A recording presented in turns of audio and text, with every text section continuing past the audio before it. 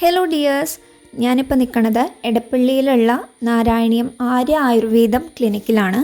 പെട്ടെന്ന് ആക്സസ് ചെയ്യാൻ പറ്റുന്ന ഒരു സ്പോട്ടിലാണ് ക്ലിനിക്ക് ഇരിക്കുന്നത്. പാലാരിവട്ടം എടപ്പള്ളി NH വിനായക റോഡ് കയറി കഴിഞ്ഞാൽ ഒരു 10-20 അടി വയ്ക്കുമ്പോഴത്തേക്കും ലെഫ്റ്റ് സൈഡിൽ നിങ്ങൾക്ക് ക്ലിനിക്ക് കാണാൻ പറ്റും. മെട്രോയ്ക്ക് വരുന്നവർക്ക് ചങ്ങമ്പുഴ പാർക്ക് മെട്രോ സ്റ്റേഷനും, ബസ്സിന് വരുന്നവർക്ക് പോസ്റ്റ് ഓഫീസ് ബസ് സ്റ്റോപ്പും ആണ് ഏറ്റവും എളുപ്പം. ഇവിടുത്തെ ചീഫ് ഫിസിഷ്യൻ ഡോക്ടർ ഗോപിക എൻ്റെ കസിൻ കൂടിയാണ്. അപ്പോൾ കുറേ നാളായിട്ട് പ്ലാൻ ചെയ്യണതായിരുന്നു ഇങ്ങോട്ടേക്കൊന്ന് വരണം എന്ന്. ഇപ്പോൾ അത് നടന്നുള്ളൂ. ആൻഡ് വി തോട്ട് ഓക്കെ, എന്നാൽ പിന്നെ ഒരു വീഡിയോയും കൂടി ഉണ്ടാക്കാമെന്ന് വിചാരിച്ചു. നമസ്കാരം, ഞാൻ ഡോക്ടർ ഗോപിക, എടപ്പള്ളി നാരായണീയം ക്ലിനിക്കിലെ ചീഫ് ഫിസിഷ്യനാണ്. നാരായണീയം ഇപ്പോൾ എടപ്പള്ളിയിൽ തുടങ്ങിയിട്ട് 1.5 കൊല്ലം കഴിഞ്ഞേ ഉള്ളൂ. കഴിഞ്ഞ 8 കൊല്ലമായിട്ട് കോട്ടയത്ത് പ്രവർത്തിച്ചു വരുന്നുണ്ട് നാരായണീയം. അനേകം രോഗികൾക്ക് ആശ്വാസമേകിയിട്ടുണ്ട്. അതിൻ്റെ ഒരു എക്സ്റ്റൻഷൻ എന്നുള്ള രീതിയിലാണ് നമ്മളിവിടെ തുടങ്ങിയിരിക്കുന്നത്. ഇനിയും പല പല ശാഖകൾ പല സ്ഥലത്തും തുടങ്ങണം എന്നാണ് ആഗ്രഹം. ഇവിടെ നമ്മൾ പേഷ്യൻസിന് കൺസൾട്ടേഷൻ ഉണ്ട്, പഞ്ചകർമ്മ ചികിത്സയുണ്ട്. കിടന്ന് ചികിത്സിക്കാൻ പറ്റില്ല, പക്ഷേ രോഗികൾക്ക് വന്നു പോയി ചികിത്സ എടുത്തിട്ട് തിരിച്ച് വീട്ടിൽ പോകുന്ന രീതിയിലുള്ള സൗകര്യങ്ങളുണ്ട്. 2 ട്രീറ്റ്മെൻറ്റ് റൂമുണ്ട്. ലേഡീസിന് ലേഡീസ് തെറാപ്പിസ്റ്റും ജെൻസിന് ജെൻസ് തെറാപ്പിസ്റ്റുമാണ് ചെയ്യുന്നത്. വളരെ ജെന്യുവനായിട്ട് ഒതൻറ്റിക്കായിട്ട് ഇപ്പോൾ ട്രഡീഷണലായിട്ട് ആയുർവേദം പ്രാക്ടീസ് ചെയ്യുന്ന ഒരു സ്ഥാപനമാണ്. ഈ ഒരു ഏരിയയിൽ എറണാകുളത്ത് പ്രത്യേകിച്ച് ഇങ്ങനെ ഒരു സ്ഥാപനം വളരെ ചുരുക്കമാണ്. പിന്നെ അതുകൂടാതെ വെൽനസ് പാക്കേജുകളുണ്ട്. അതായത് ഒരു ദിവസം വന്നൊന്ന് റിലാക്സ് ചെയ്യണമെന്നുണ്ടെങ്കിൽ അതിന് വേണ്ടിയിട്ടുള്ള മസാജുകളുണ്ട്. ശിരോധാര ചെയ്യാറുണ്ട്, പ്രസവരക്ഷ ചെയ്യാറുണ്ട്. പ്രസവശേഷം ഗർഭിണികൾക്ക് ചെയ്യുന്ന എല്ലാ ശുശ്രൂഷകളും ഇവിടെ ചെയ്തു കൊടുക്കുന്നുണ്ട്. അതും ഈ പറഞ്ഞ പോലെ കിടക്കാനുള്ള സൗകര്യമില്ല എന്ന് മാത്രം. ഇത് കൂടാതെ ഈ ട്രീറ്റ്മെൻറ്റുകളൊക്കെ കൂടാതെ തന്നെ നമ്മൾ ഇവിടെ കപ്പിംഗ് തെറാപ്പി ചെയ്യാറുണ്ട്, നോർമൽ തെറാപ്പി ചെയ്യാറുണ്ട്, ബ്ലഡ് ലെറ്റിംഗ് തെറാപ്പി ചെയ്യാറുണ്ട്, ജലൂക ചെയ്യാറുണ്ട്, നീഡിൽ തെറാപ്പി ചെയ്യാറുണ്ട്. അതായത് ഒരു രോഗി വന്നു കഴിഞ്ഞാൽ നമുക്ക് ആ രോഗിക്ക് എന്തൊക്കെ ചികിത്സ ചെയ്താലാണോ ആ രോഗിയുടെ വിഷമങ്ങൾ മാറുക, നമ്മൾ അതെല്ലാം ചെയ്തിട്ടാണ് വിടുക. നമ്മളെ കൊണ്ട് പറ്റുന്ന പോലെ എല്ലാ ട്രീറ്റ്മെൻറ്റും മെത്തേഡും ഇൻക്ലൂഡ് ചെയ്തിട്ടാണ് നമ്മുടെ ട്രീറ്റ്മെൻറ്റ് നടക്കുക. ക്ലിനിക്കിലേക്ക് കയറുമ്പോൾ ആദ്യം തന്നെ ഒരു റിസപ്ഷൻ ഏരിയ ആണ്. അവിടെ തന്നെയാണ് അരിഷ്ടവും കഷായവും വേറെ കുറച്ച് മെഡിസിൻസൊക്കെ വെച്ചിട്ടുള്ള ഒരു വലിയ ഷെൽഫുണ്ട്. അതിൻ്റെ തൊട്ട് ബാക്കിലായി ഒരു കൺസൾട്ടിങ് റൂമുണ്ട്. അതിൻ്റെയും ബാക്കിലാണ് ഇതേപോലെ ഒരു ട്രീറ്റ്മെൻറ്റ് റൂം ഉള്ളത്. ഇതാ വലിയൊരു കിടക്ക പോലെയൊക്കെ ഇട്ടിട്ടുള്ള കണ്ടോ, കട്ടിൽ പോലെ, പക്ഷെ കട്ടിലല്ല, എണ്ണപ്പാത്തി എന്ന് പറയും. അതിൽ കിടന്നിട്ടാണ് നമ്മൾ ഈ മസാജ് കാര്യങ്ങളൊക്കെ അല്ലെങ്കിൽ അങ്ങനെ കിടന്നുള്ള ട്രീറ്റ്മെൻറ്റുകൾ കാര്യങ്ങളൊക്കെ ചെയ്യണത്. ദാ ഈ കണ്ടതാണ് ശിരോധാര സ്റ്റാൻഡ്. നമ്മുടെ തലയിലേക്ക് ധാര ചെയ്യുക എന്നൊക്കെ പറഞ്ഞാൽ ഉണ്ടല്ലോ, അപ്പോൾ അതിന് ഉപയോഗിക്കണത്. ആൻഡ് ഇതേപോലെ തന്നെ മറ്റൊരു ട്രീറ്റ്മെൻറ്റ് റൂമും കൂടി ക്ലിനിക്കിലുണ്ട്. പിന്നെ അതാ ഈ കാണുന്ന ബോക്സ് ഞാൻ ആദ്യം കണ്ടപ്പോൾ വല്ല അലമാരി പോലെയുള്ള സെറ്റപ്പാണെന്നാണ് വിചാരിച്ചത്, പക്ഷേ അതല്ല, ഇത് സ്റ്റീം കൊടുക്കണ ആ ഒരു ഇതാണ്. ഇത് കണ്ടപ്പോൾ എനിക്ക് ആദ്യം ഓർമ്മ വന്നത് പട്ടാളം എന്ന് പറയുന്ന മലയാളം ഫിലിം ഉണ്ടല്ലോ, അതിനകത്ത് മച്ചാൻ വർഗീസ് അവതരിപ്പിച്ച ക്യാരക്ടർ ഇതുപോലൊരു സ്റ്റീം ബോക്സിലൊക്കെ കയറിയിരിക്കുന്ന രംഗമുണ്ട്. Arthritis, spine and joint disorders, headache, allergy, asthma, diabetes, thyroid, lifestyle disorders, gynaecological disorders, varicose veins എന്നിവയിലൊക്കെയാണ് സ്പെഷ്യാലിറ്റി വരുന്നത്. ഈ 2 ട്രീറ്റ്മെൻറ്റ് റൂമിനോട് അറ്റാച്ച്ഡ് ആയിട്ട് ടോയ്ലറ്റ് കം ബാത്റൂമും അവൈലബിൾ ആണ്. സോ ഞാനിവിടെ എടുത്ത ട്രീറ്റ്മെൻറ്റ് അഭ്യംഗമാണ്. അഭ്യംഗം എന്ന് പറഞ്ഞാൽ oil massage, full body oil മസാജാണ്, ഫ്രം ഹെഡ് ടു ടോ വരെ. ഫുൾ ബോഡി മസാജ് വീഡിയോ എടുത്ത് കാണിക്കാൻ ബുദ്ധിമുട്ടുള്ളത് കൊണ്ട് ചെറിയൊരു പോർഷൻ കാണിക്കണ്ടേന്ന് വെച്ചിട്ട് നമ്മൾ ഹെഡ് മസാജിൻ്റെ ചെറിയൊരു വീഡിയോ എടുത്തതാണ്. ആക്ച്വലി ട്രീറ്റ്മെൻറ്റ് തുടങ്ങണേക്ക് മുമ്പ് നമ്മൾ വീഡിയോയ്ക്ക് വേണ്ടിയിട്ടാണ് ഈ ഒരു ഹെഡ് മസാജ് പോർഷൻ ഷൂട്ട് ചെയ്തത്. അങ്ങനെ അഭ്യംഗം സ്റ്റാർട്ട് ചെയ്യണേക്ക് മുന്നേ നമ്മൾ ആദ്യം നമ്മുടെ ഡ്രസ്സ് ഫുൾ അഴിച്ചിടുക. നമ്മളാകെ കൂടി ഒരു കോണകം മാത്രം എടുക്കുക. കോണകം എന്ന് പറഞ്ഞാൽ എത്ര പേർക്ക് മനസ്സിലായിട്ടുണ്ടെന്ന് എനിക്കറിയില്ല. ബട്ട് നമ്മളത് മാത്രമായിരിക്കും നമ്മുടെ ശരീരത്തിലുള്ള ഡ്രസ്സ് എന്ന് പറഞ്ഞാൽ.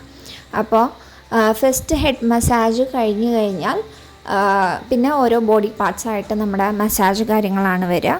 ആ ഒരു മസാജ് കാര്യങ്ങൾ കഴിഞ്ഞിട്ട് ഫേസ് മസാജ് ലാസ്റ്റ് ചെയ്ത് കഴിഞ്ഞിട്ട് ഇതുപോലൊരു സ്റ്റീം തരും.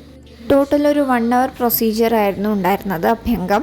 എനിക്ക് മസാജ് ചെയ്ത് തന്നത് അവിടുത്തെ ലേഡി തെറാപ്പിസ്റ്റ് ശാലിനിയാണ്. ആൻഡ് ശാലിനി പറയായിരുന്നു ശാലിനിക്ക് ആദ്യമായിട്ടാണ് കയ്യിൽ ഒതുങ്ങാവുന്ന ഒരു പേഷ്യൻറ്റിനെ കിട്ടിയതെന്ന്.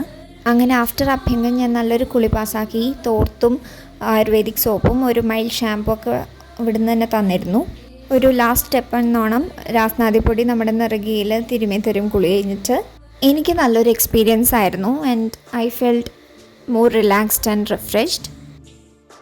അഭ്യംഗം നമ്മുടെ ശാസ്ത്രത്തിൽ ഡെയിലി ചെയ്യേണ്ട നിത്യകർമ്മങ്ങളിലൊന്നാണ്. അഭ്യംഗം ആചരേ നിത്യം തന്നെയാണ് ആ ശ്ലോകത്തിൻ്റെ തുടക്കം തന്നെ. അഭ്യംഗം ചെയ്യുമ്പോൾ കിട്ടുന്ന ഗുണങ്ങളും ആചാര്യന്മാർ വളരെ സ്പെസിഫിക് ആയിട്ട് പറയുന്നുണ്ട്. അതായത് നമുക്ക് ജരാനരകൾ വരില്ല, മാംസ പേശികൾക്ക് പുഷ്ടി ഉണ്ടാവും, കണ്ണിന് നല്ലതാണ്, ഉറക്കക്കുറവിന് നല്ലതാണ്. ഇതെല്ലാം തന്നെ അഭ്യംഗത്തിൻ്റെ ഗുണങ്ങളിൽ പെടുന്നതാണ്. കൂടാതെ ഡെയിലി നടക്കുന്നവർ ഒക്കെ അഭ്യംഗം ചെയ്യണം എന്നാണ് പറയുന്നത്. പ്രധാനപ്പെട്ട 3 ഭാഗങ്ങളിൽ നിത്യം തന്നെ, ബാക്കിയൊന്നും ചെയ്തില്ലെങ്കിലും തന്നെ നിത്യവും എണ്ണ തേക്കണം എന്നാണ് ആചാര്യന്മാർ പറഞ്ഞിട്ടുള്ളത്. തല, ചെവി, കാൽപാദങ്ങൾ, ഇവ 3 ഡെയിലി എണ്ണ അറ്റ്ലീസ്റ്റ് നമ്മൾ തൊട്ട് തടവുകയെങ്കിലും ചെയ്യണം. അഭ്യംഗം എല്ലാവർക്കും ചെയ്യാൻ പറ്റുന്നതാണെന്ന് ചോദിച്ചാൽ എല്ലാവർക്കും തന്നെ ചെയ്യാൻ പറ്റുന്നതാണ്. ചെറിയ കുട്ടികൾ മുതൽ വയസ്സായവർക്ക് വരെ ഒരു പ്രായഭേദമന്യേ ചെയ്യാവുന്ന ഒരു കർമ്മമാണ് അഭ്യംഗം.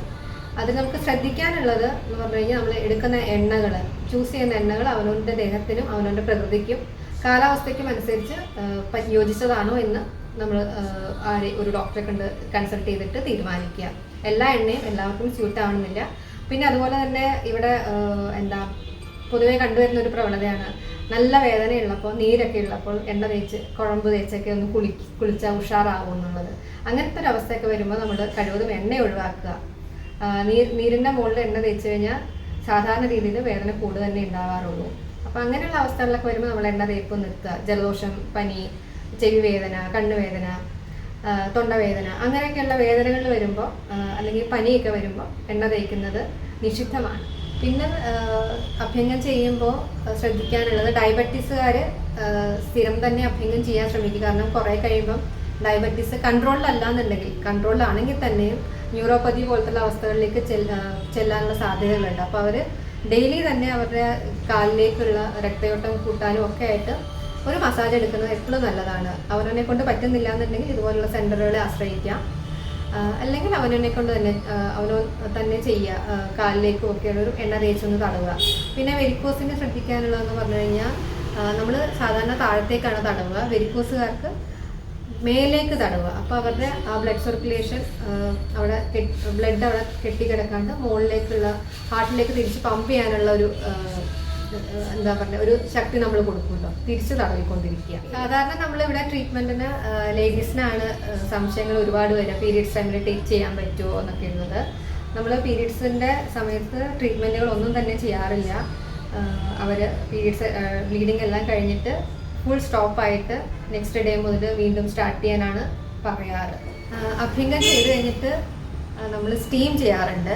സ്റ്റീം ചെയ്യുന്നത് എന്താണെന്ന് വെച്ച് കഴിഞ്ഞാൽ നമ്മുടെ അതുവരെ ചെയ്തുകൊണ്ടിരിക്കുമ്പോൾ നമ്മുടെ പോഴ്സൊക്കെ ഓപ്പൺ ആയിട്ട് നമ്മുടെ ബോഡി ഒന്ന് ലൈറ്റൻ ആവാനായിട്ട് സ്റ്റീം സഹായിക്കും.